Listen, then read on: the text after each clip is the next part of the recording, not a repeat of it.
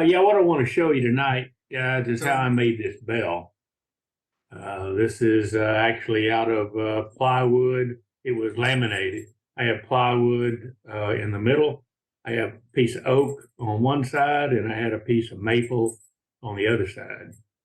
So, but anyway, it turned out pretty good. I don't know if you can see the difference in the grain here. There was one, I almost had it. I get the light on it just right, and it does change where it hit that oak. But anyway, that's what I want to show as a demo tonight is how I made this. They do ring. It has a little bell in the bottom of it. So let me show you my video.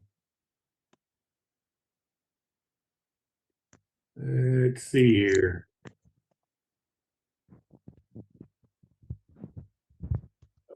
Hey, I'm Bob Grinstead, and I want to show you how I make a bell. You can't see it, Bob. Can't see it yet or not. But, Sharing the well, let's do a share. Share It's got a real screen. bell inside of it. Share the screen. It's made out of laminated material. How about that? Let me show you how I do that. There you go. Got it. I laminated up some wood here. I don't have any veneer, so I didn't put that in there, but I do have plywood. So I've got multi-purpose plywood and sandwiched it with oak both sides. You're going to get a bell out of this side and a bell out of that side. So it depends on the material that you have out here as to what's going to show. So I take a piece of wood like this, a regular piece of 1 inch stock or 3/4, whatever it is, 7/8, and on a table saw. And then I glue it up, up to, this is the side that's cut, so it's rough. Sanding it again, I just put that on the outside because it's going to get cut away in it. And then I'm going to cut this like this. The width of this is the width of the bell. If you put two of them together, this is half the bell. The width is half of the bell. So when you put two of them together, that's how wide that bell is going to be. So this piece and this piece are going to get glued together. And then it's going to be twice this wide, and that's how wide the bottom of the bell is. The height of the bell, I've got it about 3 inches because I want to cut these pieces and glue them back up, and I want this last 1/4 inch out here to be a tenon. So I'm going to put it on the lathe, turn a tenon on my square block, and they get cut like this, and then you glue the pieces together. So you glue them together, and you'll have a flat side, and you glue 2 more together, and then you put all 4 of them together, and I'll show that later in another video. But that's how you get the width and the height of it. Briefly, how wide this is. So I'm planning on cutting it off. I want a tenon on this end, just a small tenon so I can hold it. But I do have to drill it, and this is about 3 inches or a little over 3 inches tall. And I did cut that on the table saw too. You can cut it on a bandsaw, doesn't matter because that rough side is sticking out. So when you cut it, let me find a pencil here.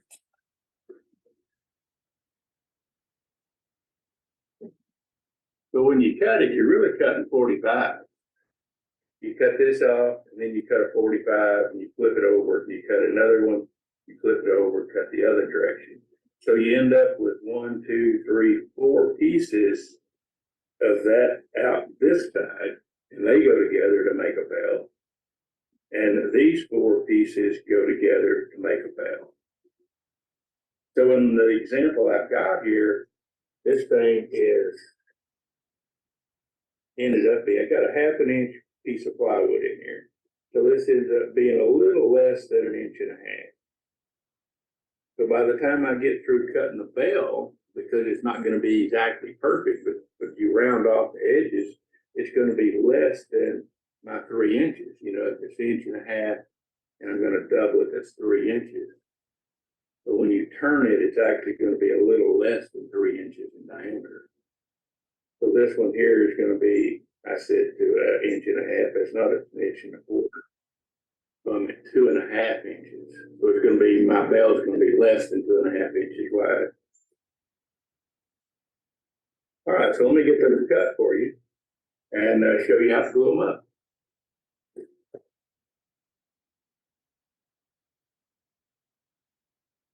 Okay, let me show you what I've got here. I'm going to cut the 45s, or I've already cut them, but I do have a fence on here. It gives me more leverage, I guess, if you want to call it that, to keep this thing straight instead of just a little miter gauge. And I can slide it back and forth on here. So what I do is I slide it up and then make a cut, so I know exactly where it's going to cut. And it also gives me support. You know, this little fence would support the cut as it comes through. It keeps it from breaking out. And then I have a stop block over here that I can adjust. It's just a couple of pieces of wood to, it doesn't have to be, it could be thinner.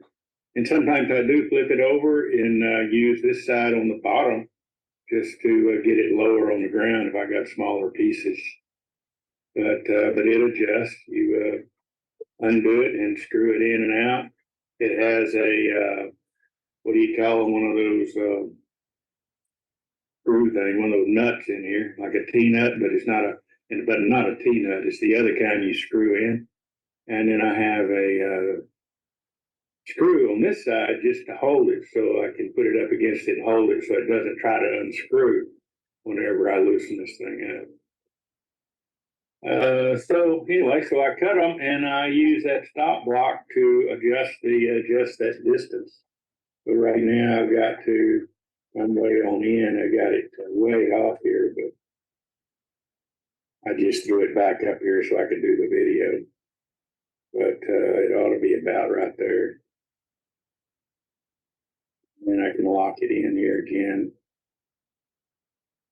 Okay, so I've got them all cut, all the 45s cut, and now all I got to do is glue them together. And you glue a set at a time and try to get these lines lined up here. But before I do that, I knock all the fuzzies off. I don't want to get it in the glue gun.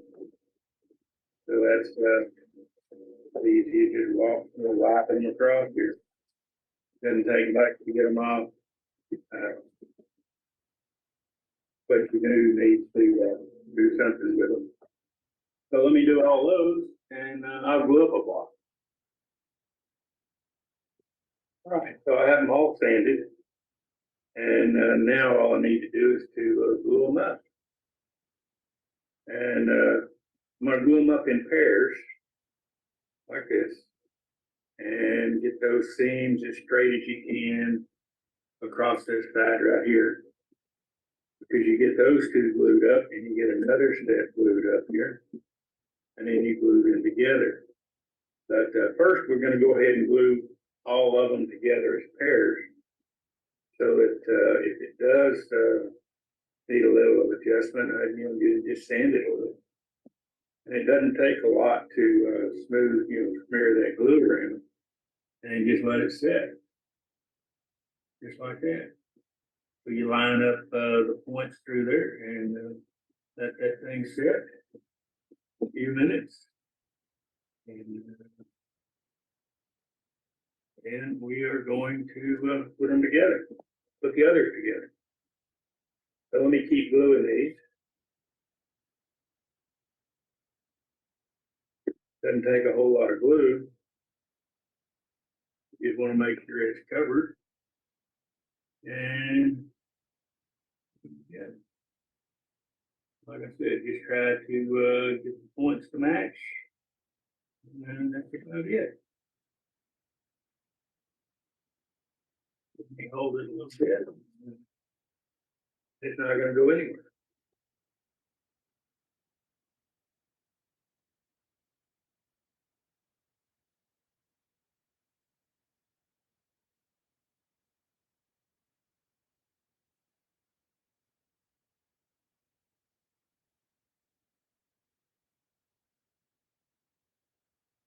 kind of like putting segments together for a bowl. You know, you can glue them up 2 by 2, just like this, and then put them together. Feel like that one there is off a little bit.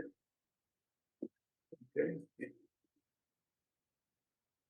All right, so got the halves glued up, and then I sand this side flat with some type of a sander.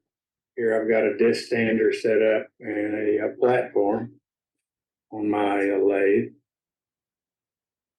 but so I could just sand them flat. So you get them flat so they'll go together. All right, so I've got all the halves sanded, just like that. I'm not worried about this outside. It's all going to get cut off. This right here might not be exactly right, but you're not going to see it a whole lot. It's just going to be just a hair on the edge. But the main thing what you want to do is to line up this point right here on both sides, because that's what you're going to use for a center to center it up on your lathe. So let me do that. Let me glue this thing up a little bit.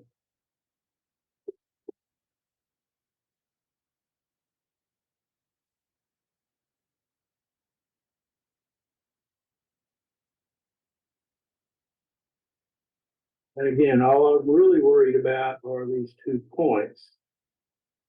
When I get it just about where I want it, I hold it there a minute. I think that's going to be it about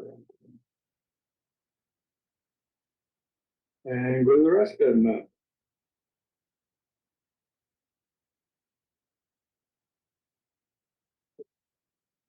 You know, if the points are off a little bit, the center's off a little bit, you can adjust that when you come back, and I come back and drill a little hole in there just to make it a little deeper, a little easier to see.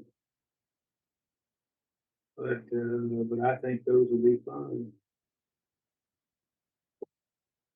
The center of this you're never going to see anyway. You know, where they right in here, that all is going to be covered up with the handle and the bell on the other side. So you never see that.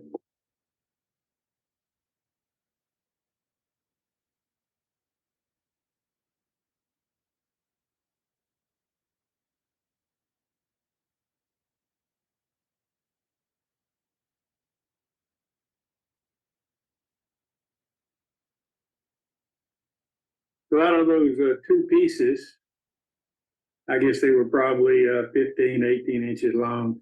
I was able to get uh, 6 bells out of it, or it looks like I'm going to be able to.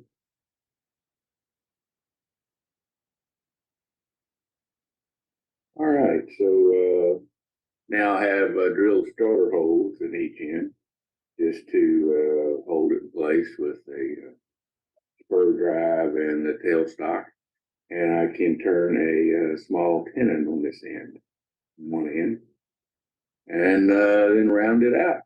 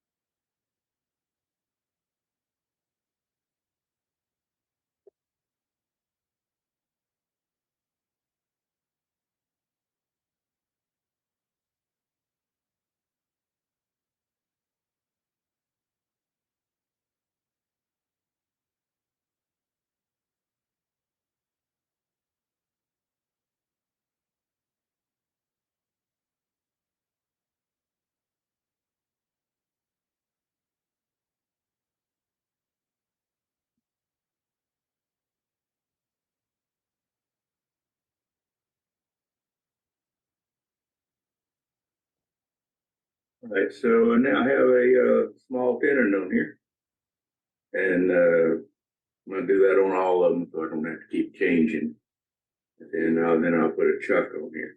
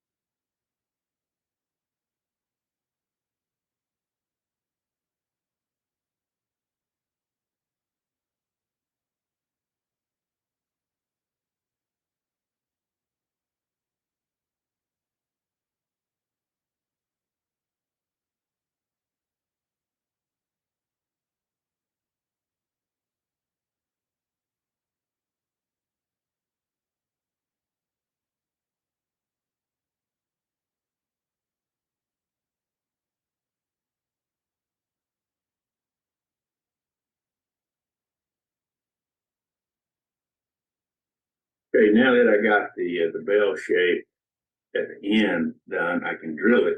I don't want to keep taking this down here because it gets too thin and it'll break later. So I want to go ahead and drill it out right now and finish the inside. But the outside looks pretty good right now.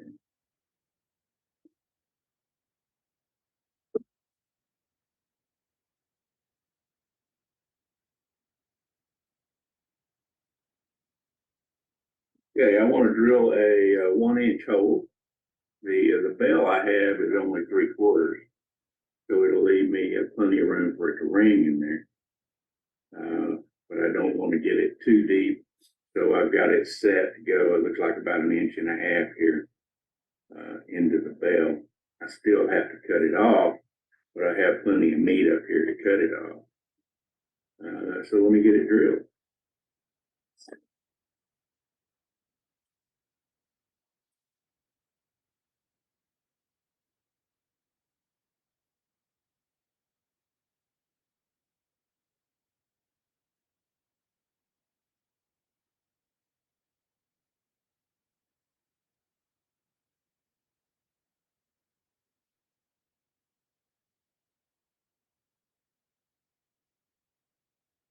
Yeah, I use air to clean out the sawdust in here as it drills, so it doesn't get stopped up, and it also cools the bit off, so it doesn't get real. So let me go ahead and drill all these, or get them back to this stage, and then we'll do another.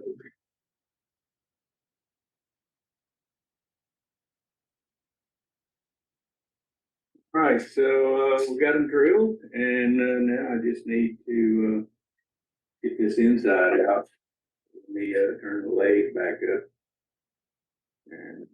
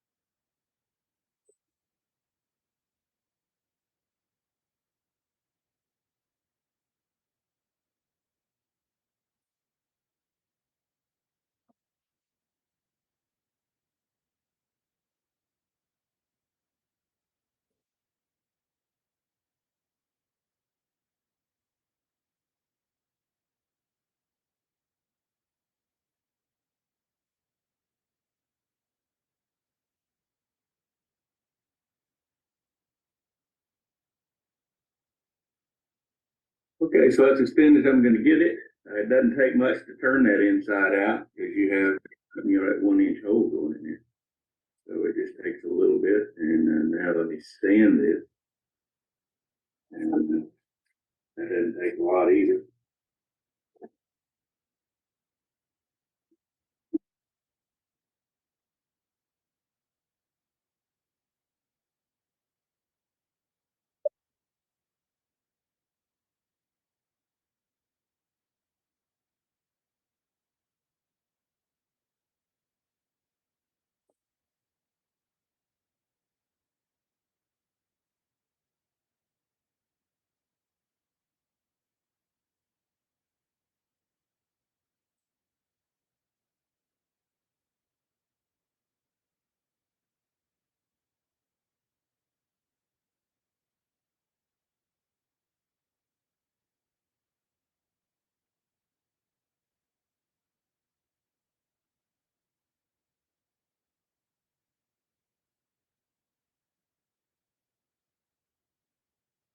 Okay, so I've got that sanded to 400, and I don't have to go way back up in here because the bell is going to be covering all that up anyway.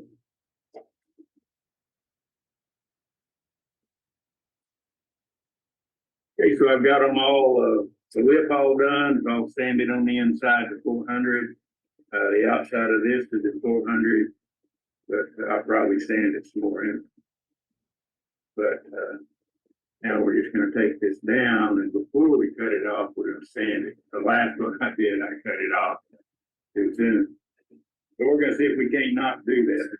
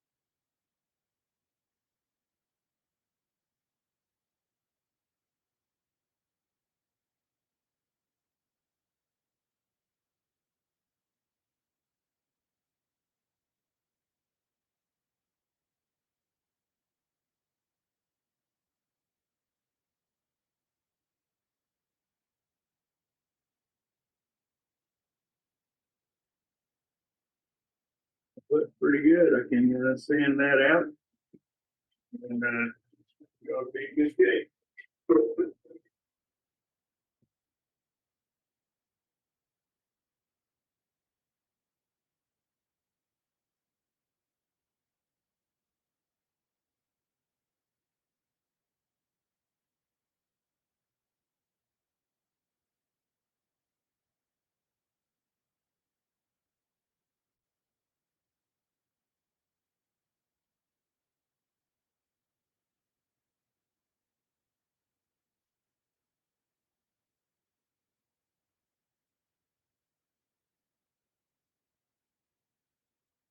Slow it down a little bit.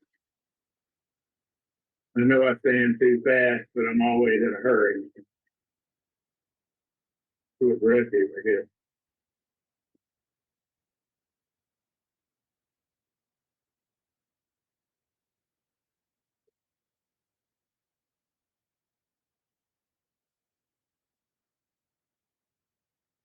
Okay, so now that I get it to 400, I can cut it off.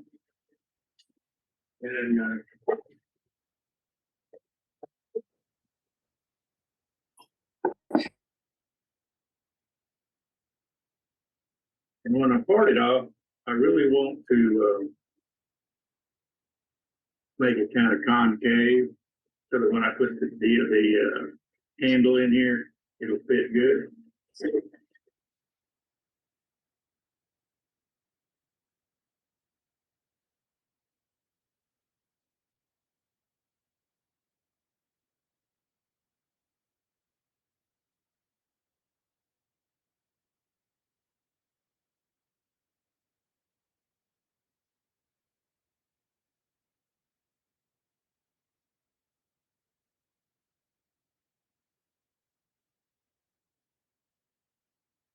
Yeah.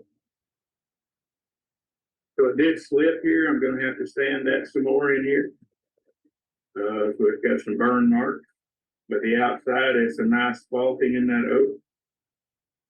So that's going to look good. And I'll just come back and drill a hole in here and kind of round these edges off there.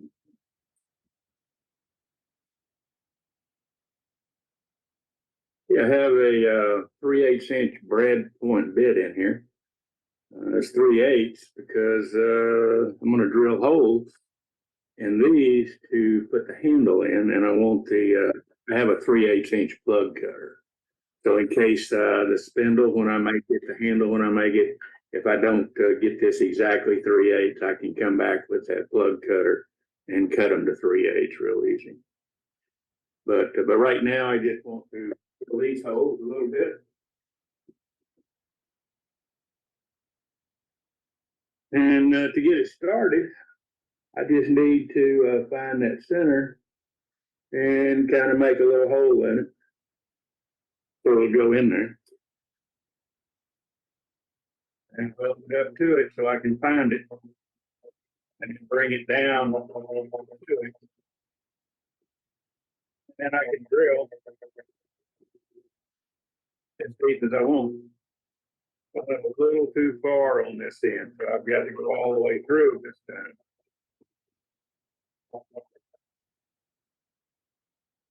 And come back and put a plug in it. So let me do that again.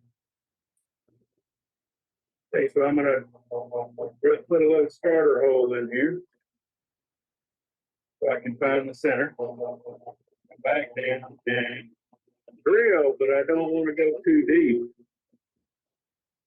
I don't want to drill that hole out in there because that's what I'm going to use to put my little eyelet in. And then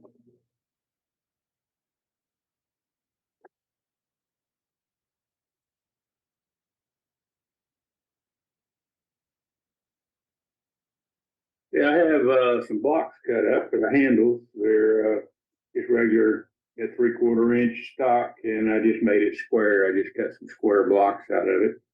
So they're about 3/4 or 7/8 and about 7 inches long. And that's what I'm going to make the handles out of. They could be longer, they could be shorter.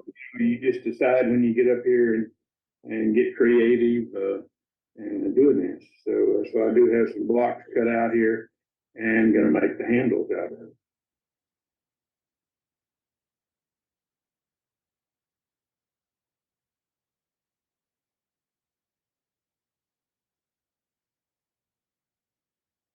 Okay, so I've got my 7 inch piece in here, and I'm going to turn it. I want this to be at the top of the handle so that I can round it off and make sure it's nice and smooth and sanded. And then this becomes the tendon.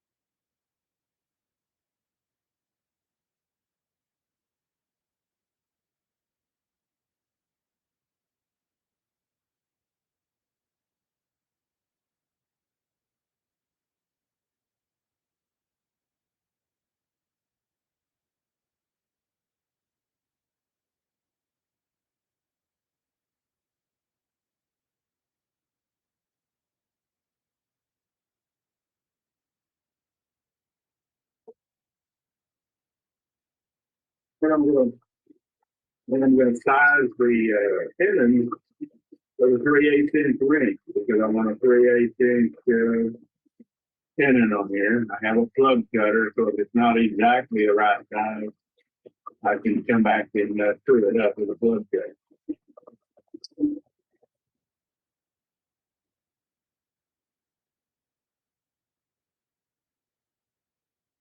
And the ring, you can see has a, cut off. Ground, point here on the short side. That's it.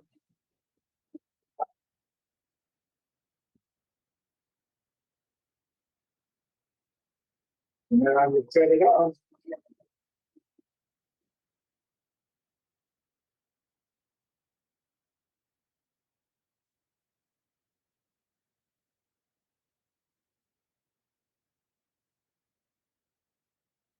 Okay, this is the bell that I accidentally drilled all the way through it, and then I made this, handle for it, but the handle's too tight. You know, even though I have, used that wrench, it's still a little snug.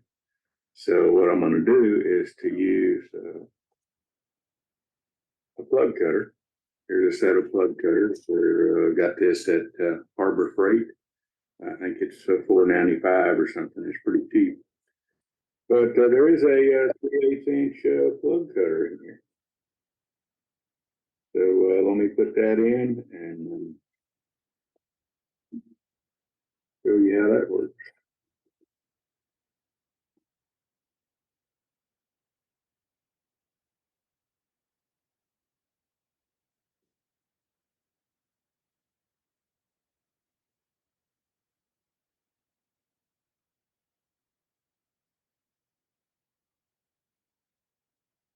And it's just like that. It's, pretty easy to do. Be perfect. Yep.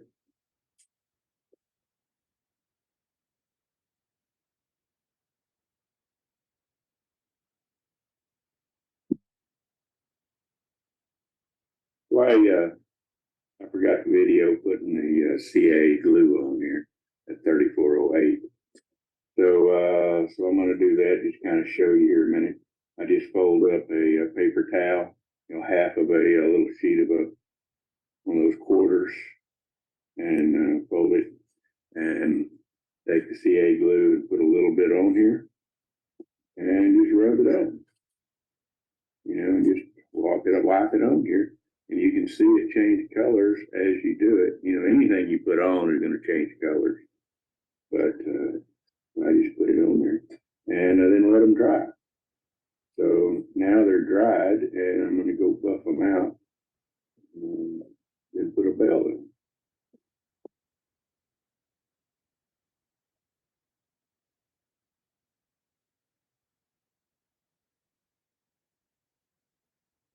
Okay, got the Parfix on, and, need to buff these out. I use, Vonex to, as a buffing compound. So let me kind of do that.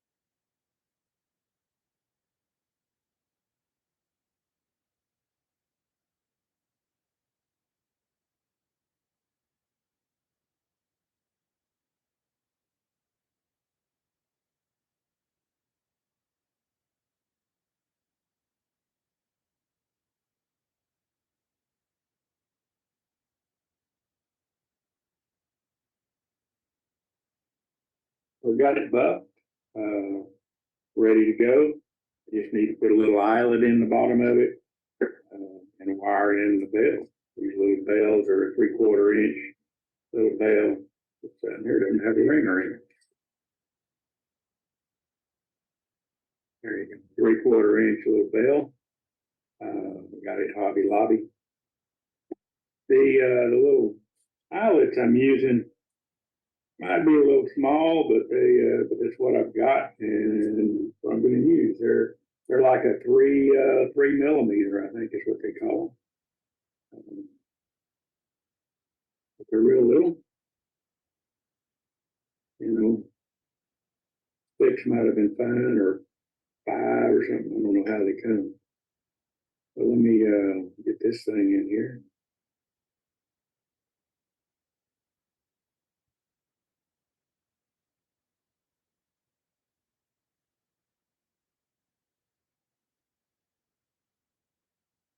And so I got the little eyelet in there. And now I just use some wire. Just some I had left over from probably some Christmas project.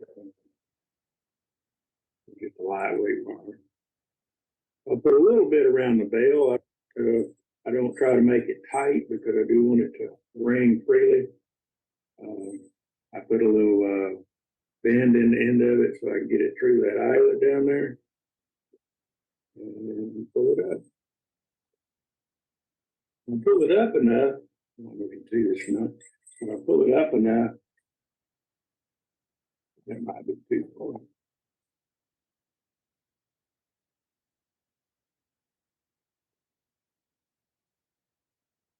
Pull it up enough to where when I turn it upside down, the bell doesn't hit the floor, doesn't hit the surface you're setting it on.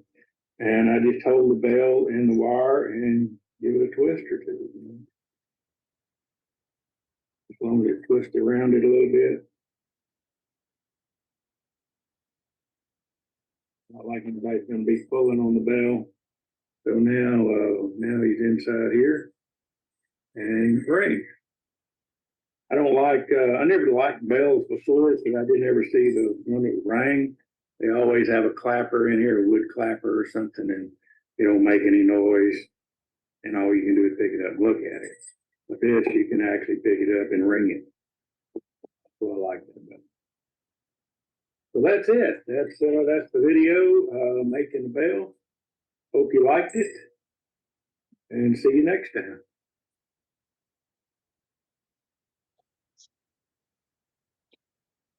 All right, that's it, guys. Beautiful. What a great demonstration. If anybody has any questions or comments, ask Bob now. That's really cool, Bob. Ring the bell right now, Bob. Ring the bell. There you go. Bob. Ring that bell. Yeah. I got a question. Yep. Go ahead. All right. What was it you put on the outside of the plywood? Was it oak on both sides? Yeah, that one I did oak on both sides. This one looks like I have maple or something on the other side of this one. No, maybe not. Maybe that was maybe that little white ring that it has on here is really plywood. I think it is. It's hard to tell. Okay. No, it's probably oak on both sides. It's oak, and if you look in here, you can actually see the square, and it's dark. So this ring you're seeing up here is strictly off that plywood. That's a great idea, Bob. And I loved that tenon guide thing that you made. The All the hoops in it. You measured the yeah. You just take a piece of paneling and cut circles in it, and then cut it down the middle. yeah, that thing was awesome. 2 pieces, but then you can have the definite 1 inch, inch and a half, inch and 3/4, whatever whatever size you want. Bob, there was one equipment question. On the far side of your lathe there is that black striated piece. What is that? Or side, you talking about a steady rest? Oh, behind It was on the back side of your lathe. Yeah. Yeah, it's behind the lathe on the ground there, or back up against the wall. No. Steady rest. No, this was on. It's part of the shop, Smith. Kind of looked like a radiator. Yeah. Had something plugged into it. Yeah, right. Oh, you better go back. Yes, Look at what? it's finned. It was black on top, red on the I bottom, think it's finned. a light, isn't it? Oh, that's my light.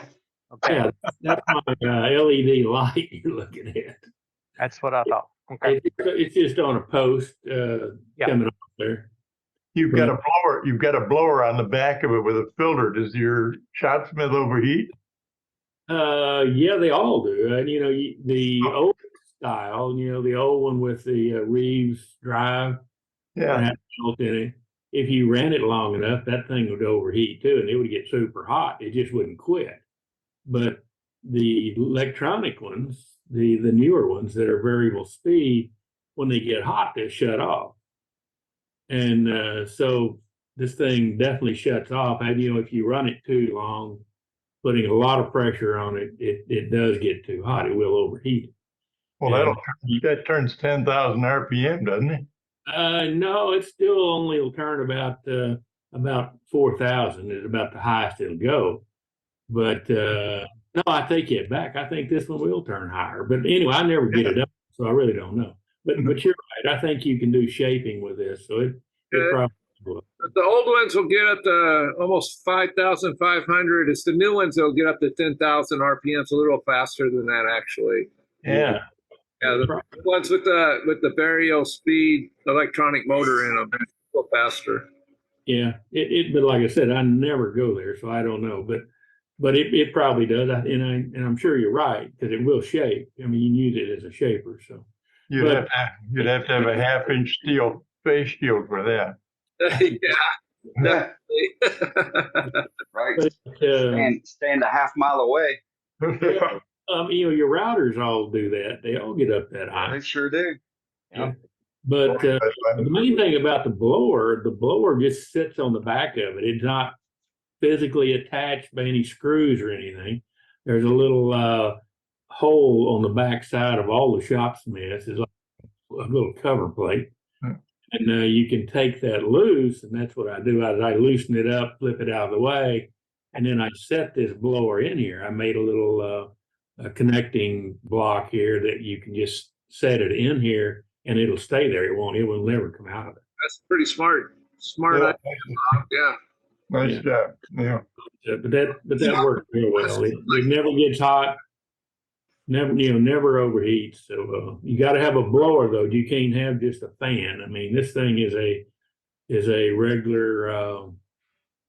I don't know what you call it, a centrifugal blower. Or what do you call that thing? But it's got a swirl fan. Yeah, for a blower. Yeah. Nice. But it's pretty close. Wow.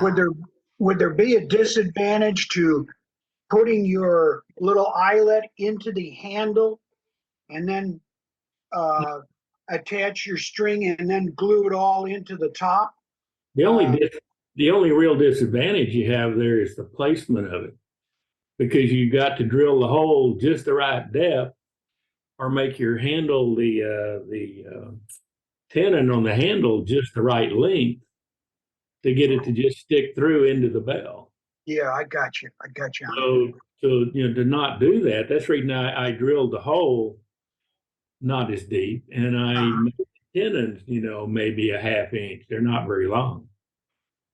And it's plenty long. I mean, it's plenty long to hold it. All it's got to do is just be leave them a 1/4 of an inch, but hold it in there, the handle in there. Okay, thanks.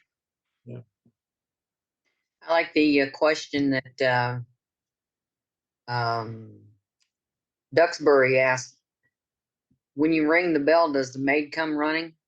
Hey, no. No. Only if you have a maid, right? It did, only if you have a maid. She probably wouldn't come in, You know how they help you. But I enjoyed making them, and they were easy to make. I like things that are easy and yet they still look good. So, Yep. All right. Well, appreciate it, guys. Yep, nice demo. Nice. Right on.